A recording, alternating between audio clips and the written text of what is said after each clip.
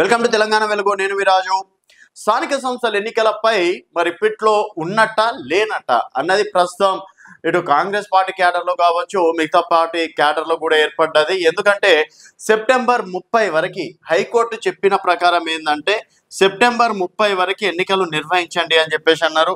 అలాగే రేవంత్ సర్కార్ కూడా దాదాపుగా కేంద్రం నుంచి 3000 కోట్ల వరకు రావాలి, డబ్బులు రావాలి. సో కేవలం ఎన్నికలు ఆగిపోవడం వల్లనే రాలేకపోయిందని చెప్పేసి అన్నారు.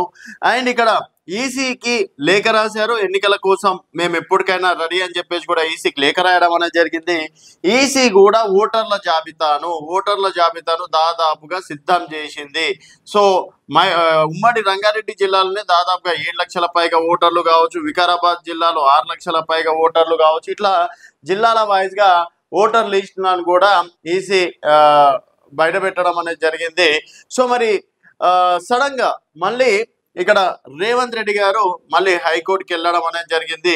సో మాకు ఇంకాస్త కొంచెం గడువు కావాలి, ఎందుకంటే బీసీ 42% బిల్లు కోసమే మేము ఇప్పటి వరకు స్థానిక సంస్థల ఎన్నికలకు వెళ్ళలేదు. స్థానిక సంస్థల ఎన్నికలకు 42% ఇచ్చిన తర్వాతనే ఎన్నికలకు వెళ్తామని చెప్పేసి గతంలో చెప్పడం అనేది జరిగింది.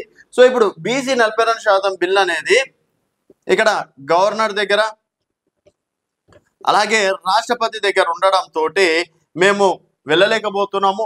సో ఇంకాస్త మాకు సమయం కావాలి. ఆల్రెడీ మనం రాష్ట్రం నుంచి కూడా ఆర్డినేట్ చేయడం అనేది జరిగింది. సో అక్కడి నుంచి వచ్చినటువంటి తీర్పు ప్రకారం ఎన్నికలకు వెళ్ళే ఆలోచనలు చేస్తామని చెప్పేసి మళ్ళీ రేవంత్ సర్కార్ హైకోర్టును ఆశ్రయించింది. హైకోర్టు మాత్రం ఇప్పటి వరకు దానిపైన ఎటువంటి స్పష్టమైన నిర్ణయం ఇవ్వలేదు. సో 30వ తేదీ వరకు ఎంపీటీసీ అలాగే జెడ్పీటీసీ ఎన్నికలన్నా నిర్వహిస్తారు అని చెప్పేసి అనుకున్న తరుణంలో మళ్ళీ రేవంత్ సర్కార్ హైకోర్టుకు వెళ్ళడం, తర్వాత ఇక్కడ బీఆర్ఎస్ అలాగే బీజేపీ విమర్శలు ఏంటంటే బీఆర్ఎస్ ఏంటంటే యూరియా కొరత కావచ్చు, తర్వాత ప్రజల లోపల కాంగ్రెస్ పార్టీకి ఉన్నటువంటి నెగిటివిటీ కావచ్చు, తర్వాత వాళ్ళు ఇచ్చినటువంటి 6 గ్యారెంటీలు అమలు చేయకపోవడం కావచ్చు, ఇవన్నీ రేవంత్ సర్కార్కి భయం మొదలయ్యి ఇక్కడ ఓడిపోతారు అని ఎన్నికలు నిర్వహిస్తలేరని చెప్పేసి కూడా చెప్పడం అనేది జరిగింది. సో సెప్టెంబర్ 30 వరకు, ఎందుకంటే ఈ కన్ఫ్యూజన్లో సో కాంగ్రెస్ తన పని తను చేసుకోబోతుంది, క్యాడర్లను నియమించుకుంటుంది, క్యాండిడేట్లు ఎవరు అనేది డిసైడ్ చేసుకుంటుంది. కాబట్టి సో కన్ఫ్యూజన్ చేస్తుండగానే ఎన్నికలకు వెళ్తారా, సెప్టెంబర్ 30వ తేదీ వరకు ఎన్నికలు నిర్వహించి తీరుతారా, ఈసారి హైకోర్టు మరి అంటే మళ్ళీ వీళ్ళకి ప్రభుత్వానికి పాజిటివ్ తీర్పు ఇస్తుందా, లేకపోతే ఆల్రెడీ 30వ తారీఖు వరకు మేము సమయం దాదాపుగా 45 రోజులు 2 నెలల ముందే చెప్పడం అనేది కూడా జరిగింది. సెప్టెంబర్ 30 వరకు ఎట్టు పరిస్థితుల్లో నిర్వహించాలని చెప్పేసి మరి ఇంకా ఉంటే, ఎందుకంటే సెప్టెంబర్ అయిపోయిన తర్వాత మళ్ళీ దసరా వస్తుంది, దసరా తర్వాత దీపావళి. సో మళ్ళీ దసరా తర్వాతనే ఎన్నికలకు పెట్టే ఆలోచనలు ఉన్నారు.